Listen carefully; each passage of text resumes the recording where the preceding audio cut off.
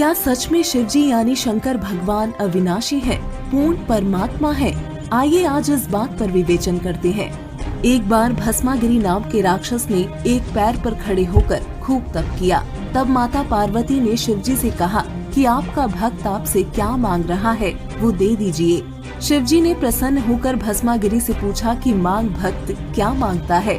तब भस्मागिरी ने कहा कि मुझे आपके हाथ में मौजूद कड़ा चाहिए। उस कड़े की खासियत ये थी कि यदि वो कड़ा पहनकर किसी के सिर पर हाथ रखकर भस्म कह दिया जाए तो सामने वाला व्यक्ति तुरंत भस्म हो जाता था। शिवजी ने सोचा कि ये भक्ति करने वाला प्राणी जंगलों में रहता है, इसलिए जंगली जानवरों से बचने के लिए इस कड़े को मांग रहा होगा। शिवजी ने उसे वो कड़ा निकाल कर दे दिया। कड़ा पहनते ही भस्मागिरी बहुत जोर से हंसा तथा कहा कि हे शिव शंकर, सावधान, अब इस कड़े से मैं तुझे मारूंगा तथा तेरी पत्नी को अपनी पत्नी बनाऊंगा।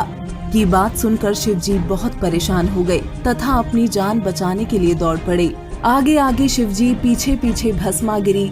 अंत में शिवजी की ये हालत देख भगवान विष्णु जी ने माता पार्वती रूप बनाकर भस्मागिरी को रोका तथा उससे कहा कि यदि तुम मुझे प्राप्त करना चाहते हो तो पहले मुझे नाच कर दिखाओ। भस्मागिरी बोला कि मुझे नाचना नहीं आता। पार्वती रूप में विष्णु जी बोले, मैं बताता हूँ, तुम उसी प्रकार नाचो। जैसे ही भस्मागिरी का हाथ उसके सर पर आ गया, तभी विष्णु जी ने कहा, भस्म हो जा। और भस्मागिरी उसी समय भस्म हो गया तथा उसके बाद उसका नाम भस्मासुर कहलाया।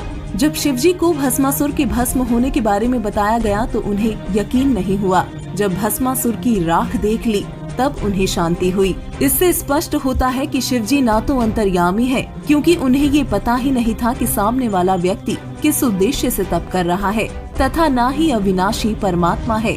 यदि वो अविनाशी परमात्मा होते तो उन्हें भस्मासुर से भागने की आवश्यकता ही नहीं होती। आध्यात्म की ऐसी ही सत्य जानकारी के लिए चैनल को भी सब्सक्राइब करें। अधिक जानकारी के लिए डाउनलोड करें संत रामपाल जी महाराज ऐप व सब्सक्राइब करें संत रामपाल जी महाराज यूट्यूब।